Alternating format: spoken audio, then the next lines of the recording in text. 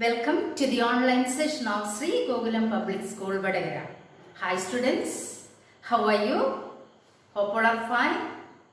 Then welcome back to our economics class, the sectors of the Indian economy.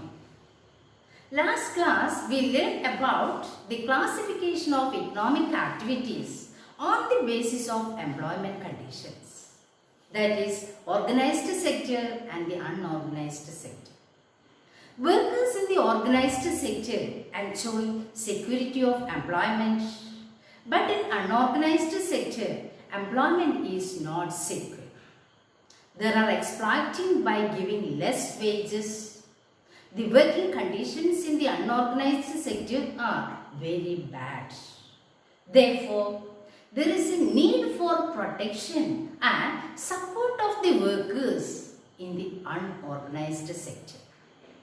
In the rural areas, unorganized sector mostly comprises of landless agricultural laborers, small and marginal farmers. These farmers need to be supported through adequate facility for timely delivery of seeds, agricultural inputs, credit, storage facilities and marketing outlets. In the urban areas, unorganized sector comprises mainly of workers in the small-scale industry, trade and transport. Small-scale industry also needs government supports for producing raw materials and marketing of output. On the basis of ownership, the economic activities are classified into two: public sector and the private sector. In the public sector, the government owns most of the assets and provides all the services. In the private sector, ownership of assets and delivery of services in the hands of private individuals or companies. Railway and post office is an example of public sector, whereas companies like Tata Iron and Steel Company Limited or Reliance Industries Limited are privately owned. Activities in the private sector are guided by the motive to earn profits.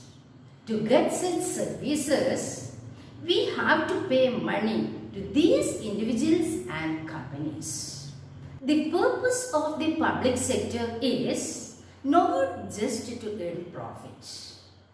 Government raise money through taxes and other ways to meet the expenses or the service rendered by it.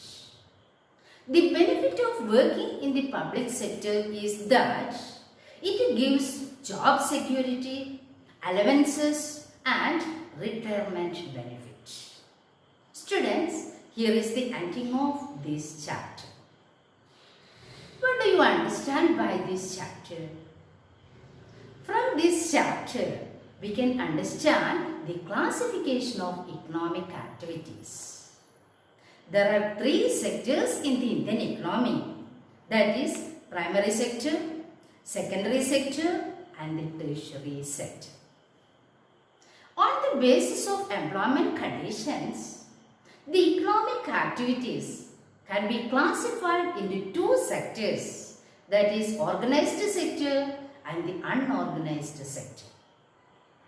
On the basis of ownership, the economic activities are classified into private sector and the public sector.